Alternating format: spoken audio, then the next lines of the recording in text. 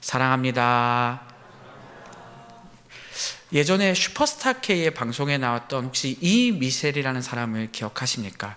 우리가 기독교인으로 잘 알고 있습니다. 가수인데요. 이분은 혼혈이었습니다. 어릴 때부터 이 혼혈이기 때문에 친구들에게 상처도 많이 받고 폭력도 당했었습니다. 그래서 어머니께서 이 이미셸 씨에게 밖을 나가지 말라고 이야기를 했습니다.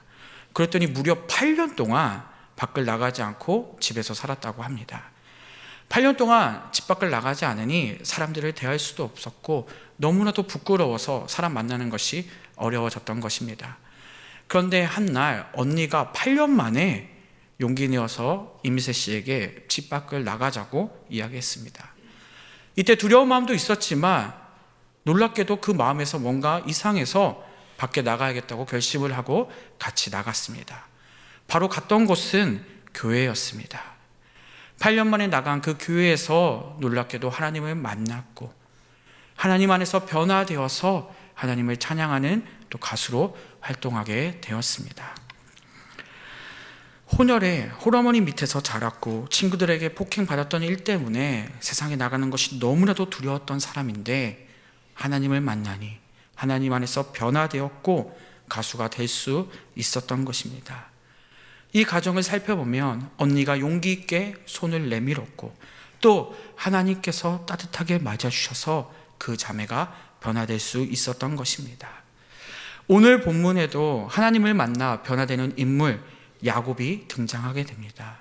이 야곱을 통해서 하나님 만났을 때 어떻게 변화되는지를 살펴보며 우리 또한 오늘 기도하며 하나님을 만나 또 놀라운 변화를 경험하는 우리 성도님들 되시기를 소망합니다.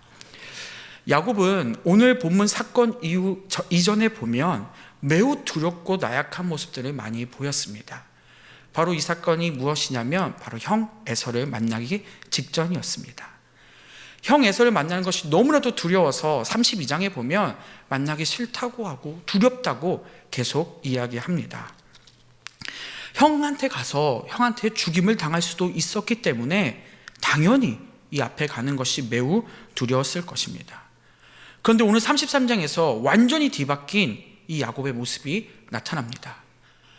180도 변해서 형 앞에 당당하게 걸어갑니다. 자신의 가족들을 앞에 세우고 뒤에 숨어 있던 그 비겁한 야곱이 아니라 자신이 먼저 당당하게 나아가서 에서를 맞이하고 있었다는 것입니다. 도대체 그 짧은 시간이 야곱에게 무슨 일이 있었던 것일까요? 오늘 본문 앞에 두려워하는 그 야곱 모습 이후에 한 사건이 있었습니다. 우리가 너무나도 잘 알고 있는 약복 나루에서 하나님과 씨름하던 사건이었습니다. 약복 나루에서 하나님인지 모르고 본인이 힘이 세다는 이유로 그곳에서 사람과 씨름을 하기 시작했습니다. 그런데 놀랍게도 그분은 바로 하나님이셨습니다. 야곱은 하나님을 직접 보지 못했지만 하나님과 대면했음에도 살 수 있었고 그곳에서 새로운 이름까지 얻게 됩니다. 하나님을 의지해서 승리하는 이스라엘이라는 이름을 받게 되는 것이죠. 그래서 그 일로 인해 야곱은 자신이 하나님께 속했다는 사실을 깨닫게 되고 하나님을 만나게 되고 하나님 안에서 변화되는 놀라운 일이 그 33장 바로 앞부분에서 있었던 것입니다. 야곱이 속한 것은 본인이 두려워하는 세상이 아니라 야곱이 속한 것은 전능하신 하나님이 계신 곳이라는 것을 깨달았다는 것입니다. 하나님께서 이해할 수 없을 정도로 야곱을 사랑하시는 것을 야곱이 깨닫자 야곱이 180도 변할 수 있었다는 것입니다. 아내와 자식을 방패 삼았던 야곱입니다. 그런데 그것을 다 버리고 본인이 앞으로 나가 직접 방패가 되는 장면입니다. 에서와 400명의 사람들이 있는데 그 길을 절뚝거리며 나아갑니다. 왜 절뚝거렸나요? 약복나루에서 씨름하다가 그 허리가 나갔기 때문입니다. 뼈가 어긋났기 때문이죠. 그 아픔에도 두려워하면서 형 앞에 나가섰습니다. 이것이 바로 야곱의 용기입니다. 두려움이 다 사라졌을까요? 아닐 것입니다. 당장 에서에게 죽을 수도 있었을 것입니다. 두려움을 느끼지 못하는 상황이 절대 아닙니다. 용기가 무엇입니까? 그 두려운 상황 속에서도 떨리지만 그 앞에 나아가는 것이 바로 용기인 것입니다. 두렵고 떨린 마음으로 그 대상 앞에 서서 그 두려움을 극복하고 서 있었다는 것입니다. 야곱은 걸어갈 때 무슨 생각을 했겠습니까? 형이 자신을 죽일 수도 있지 않을까? 그런 생각이 왜 안 들었겠습니까? 하지만 그 형과도 비교되지 않는 하나님을 만났기 때문에 그 에서가 두렵게 느껴지지 않았을 것이고, 오히려 그 하나님을 붙들고 에서의 앞에 당당히 설 수 있었던 것입니다. 눈을 마주치자마자 7번이나 땅에 절하기 시작했습니다. 이것은 당시의 간습입니다. 신하 나라가 주인된 나라의 군주들을 만날 때 땅에 바짝 엎드렸습니다. 코가 바닥에 닿을 정도로 바짝 엎드려서 그 무릎을 꿇고 엎드린 이후에 일어서게 되면 온몸에 먼지가 다 묻어 있었습니다. 굴복한다는 뜻이죠. 이 야곱은 자신의 형 에서에게 굴복한다는 표현으로 7번이나 엎드렸습니다. 그리고 다가갑니다. 이 모습을 에서가 봤을 때 어땠을까요? 자신을 납작 엎드리고 쩔뚝거리면서 다가오니 너무나도 안타까고 불쌍하지 않았습니까? 야곱은 그럼에도 두려웠을 것입니다. 하지만 에서는 칼을 빼어들지 않고 오히려 야곱을 안아주고 눈물을 흘리기 시작합니다. 이 모습 자체가 이미 에서는 자신의 동생 야곱을 용서했다는 것입니다. 그리고 야곱은 같이 울기 시작합니다. 물론 저는 이 말씀을 보며 둘의 생각은 달랐을 거라고 생각합니다. 에서는 정말 진심으로 20년 만에 만난 친구를, 20년 만에 만난 동생을 정말 사랑으로 안아주었을 것입니다. 그런데 야곱은 복잡하지 않았을까요? 여러 가지 생각이 들었을 것입니다. 죽지 않았다는 것에 감사했을 거고, 또 형이 이렇게 따뜻하게 맞아주니 눈물이 자연스럽게 났을 것입니다. 그리고 그 상황에서 에서는 야곱만 아는 것이 아니라 그 야곱의 뒤에 사람들도 보게 되었습니다. 뒤에 있는 여인들과 자식들을 보고, 이때 야곱은 이렇게 자식들을 보고 에서는 저들이 누구냐고 묻습니다. 그러한 때 야곱은 5절에서 이렇게 대답합니다. 하나님이 주의 종에게 은혜로 주신 자식들이니이다. 이 대답은 우리가 전 상황을 이해한다면 정말 말도 안 되는 대답입니다. 이전에 야곱은 에서를 두려워했고 에서에게 어떻게든 잘 보이려고 머리를 썼을 것입니다. 그런데 이때 야곱은 큰 변화가 있었습니다. 하나님을 만난 것이죠. 그래서 지금 말하는 이 단어들도 에서를 생각하면서 말하고 있었던 것입니다. 우리가 하나님을 만났을 때, 변화될 때 가장 잘 드러나는 게 무엇일까요? 바로 사람의 언어입니다. 내가 변화가 되면 나를 위한 언어를 그동안 사용했다면 남을 생각하며 언어를 사용하게 됩니다. 이때 야곱 역시 마찬가지였습니다. 화면을 다시 볼까요? 하나님이 주의 종에게 은혜로 주신 자식들이니이다. 이것을 원어로 살펴보면 하나님이 여기서 여호와로 쓰이지 않았고 엘로힘으로 쓰였습니다. 이 엘로힘은 전지전능한 신을 나타냅니다. 여호와는 우리가 잘 알고 있는 하나님을 나타내는데 이 에서 앞에서 이 여호와라는 단어를 조심히 씁니다. 왜 그럴까요? 이 에서는 하나님을 원망하고 있었기 때문입니다. 모든 것들을 다 누구에게 주었나요? 야곱에게 하나님께서 주셨습니다. 그렇기 때문에 이 야곱은 조심스럽게 엘로힘이라는 단어를 사용한 것이죠. 뒤에 단어를 사용한 것을 또 보면 더 놀라운 것은 여기 은혜라는 단어가 쓰였습니다. 원래 은혜가 아니라 축복이라는 단어를 써야죠. 그런데 이 하나님의 축복을 누가 다 가져갔습니까? 바로 본인 야곱이 다 가져간 것입니다. 그래서 그 축복이라는 단어를 쓰지 않고 은혜, 헨이라는 단어를 사용한 것입니다. 이 짧은 한 구절에 이 야곱이 에서를 얼마나 배려하고 있는지를 우리는 알 수 있다는 것입니다. 이 야곱은 은혜라는 단어를 좋아하는 것이 아니었습니다. 이 앞장만 봐도 야곱은 무슨 단어를 쓰냐면 바로 축복, 베라카라는 단어를 계속 사용합니다. 자신의 모든 일이 축복이었습니다. 그런데 형을 배려해서 은혜라는 단어를 사용했다는 것입니다. 앞서 야곱이 야복나루에서 씨름할 때 하나님께 구할 때 사용한 단어가 바로 축복 베라카였습니다. 그런데 그 축복을 쓰지 않고 은혜라는 단어를 사용한 것이죠. 그 짧은 순간에 이 야곱이 야복나루에서 하나님을 만나니 180도 삶이 변했고, 그 하나님을 통해서 그 변화된 모습이 오늘 나타났다는 것입니다. 죽을 수 있음에도 야곱은 용기를 내었고 형을 배려하기 시작하였고 언어도 달라지기 시작했습니다.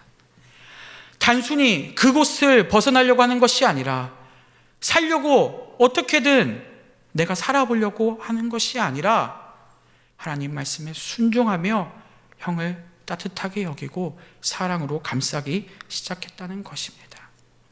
이전의 야곱과는 너무나도 다른 모습이었습니다. 그 결과가 어떻습니까? 하나님께서는 야곱이 원하는 대로 형과 화해를 할 수 있게 하셨습니다. 자, 다시 이 일의 각오로 한번 돌아와서 살펴봤으면 좋겠습니다. 야곱의 인생에서 가장 중요한 것이 뭐였을까요? 형과의 화해였습니다. 목숨을 잃을 수도 있지만 형과 너무 화해하는 것이 중요했다는 것입니다. 이 중요한 일을 앞선 상황에 야곱이 하나님을 찾아갔나요? 아닙니다. 하나님께서 직접 그 중요한 일을 앞두고 야곱을 찾아오셨고 야곱을 만나주시고 야곱을 변화시켜 주셨습니다.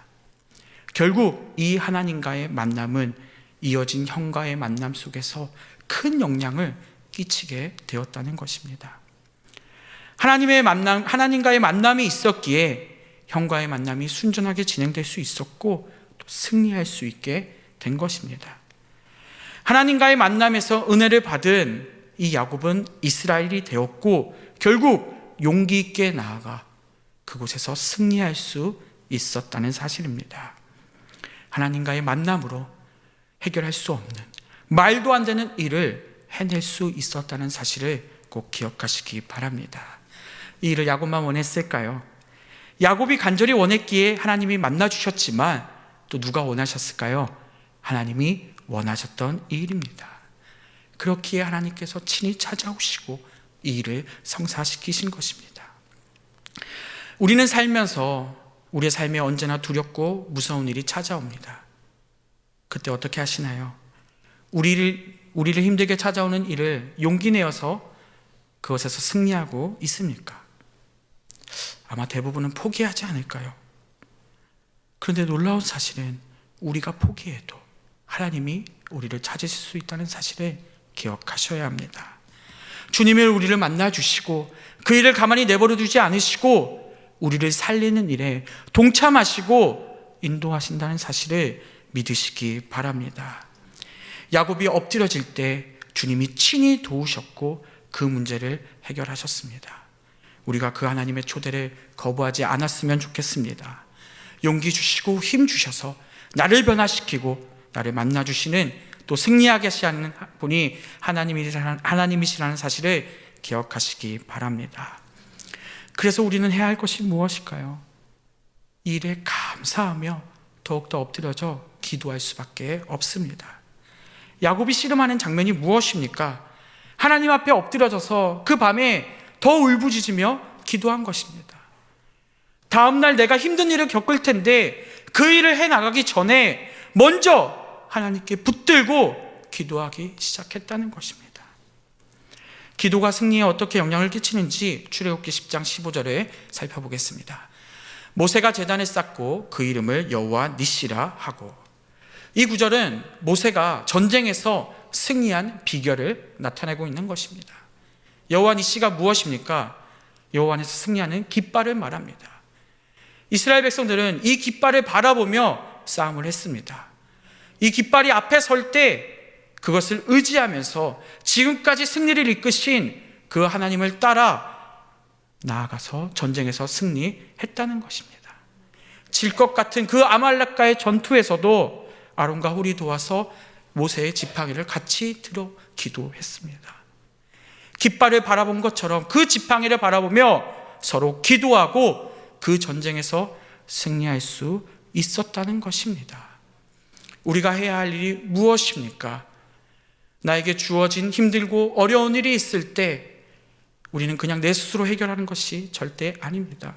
우리는 먼저 기도하고 하나님 앞에 부르짖어야 합니다. 골방기도가 계속되고 있습니다. 우리는 이 골방기도를 잘 활용하였으면 좋겠습니다. 모든 전투 안에서도 승리하는 것은 바로 기도입니다. 하나님 앞에 나아가서 기도하시고 내가 힘들고 어려운 상황들을 포기하지 마시고 그 상황을 하나님 앞에 의뢰하며 승리하는 우리 모두가 되었으면 좋겠습니다. 기도하며 하나님께 간구하고 하나님의 임재를 경험하며 세상에 나아갈 때 우리는 세상에서 승리하게 될 줄을 믿으시기 바랍니다. 그런데 우리는 또 기도하지 못할 때가 많습니다. 이 말은 무엇이냐면 하나님께 묻지 않고 나 스스로 해결할 때가 많다는 것입니다. 그럴 때 우리는 현실을 더 두려워하게 될 것이고 그 현실을 피하게 될 것입니다. 저희가 새벽에 마가복음을 묵상하고 있습니다. 예수님이 사역을 어떻게 진행하셨나요? 예수님은 사역을 진행하실 때 많은 사람들이 따라왔고 많은 일들을 감당했습니다. 하지만 그 가운데서도 새벽을 깨어 기도하시고 어떻게든 30분에서 2시간 이상 하나님한테 1:1로 물으며 기도하며 사역을 진행해 나가셨다는 것입니다. 이 예수님을 본받아 우리는 골방에 들어가기 원합니다. 기도하기 원합니다. 시간이 없다는 핑계를 댈 때가 많은데요, 그럴 때마다 우리는 피하고 그것에 지게 될 것입니다. 그래서 우리는 예수님을 본받아 하나님을 본받아 하나님 앞에 나아가 기도하는 우리 모두가 되었으면 좋겠습니다.